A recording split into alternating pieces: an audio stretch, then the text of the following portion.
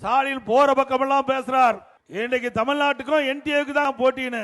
திரு ஸ்டாலின் அவர்களே, இதுல தமிழ்நாட்டில் நடக்கிற தேர்தல், தமிழ்நாட்டில் யார் ஆட்சிக்கு வர வேணும், யார் ஆட்சி அகற்றப்பட வேண்டும் என்கிற தேர்தல். இது சட்டமன்ற தேர்தல் தானே? சொல்லுங்க, சட்டமன்ற தேர்தல் தானே? ஆனா முதலமைச்சர் ஸ்டாலினுக்கு அது கூட ஞாபகம் இல்ல.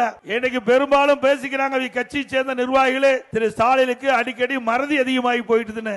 அந்த மறதி அதிகமான காரணத்தினாலதான் தமிழ்நாட்டில் யார் ஆட்சிக்கு வர வேண்டும், இன்னைக்கு தமிழ்நாட்டில் இடம்பெற்ற சட்டமன்ற பொது தேர்தல் இன்னும் அடுத்த மாசம் அறிவிக்க இருக்கிறாங்க.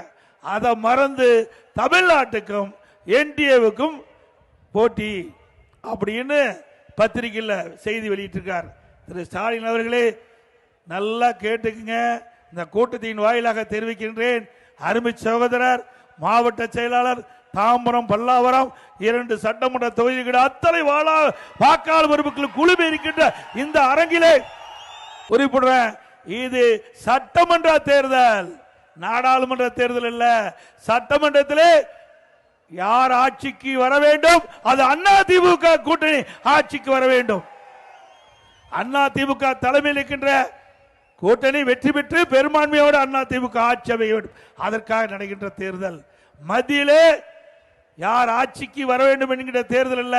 அந்த தேர்தல் 2024ஆம் ஆண்டு முடிந்து விட்டது.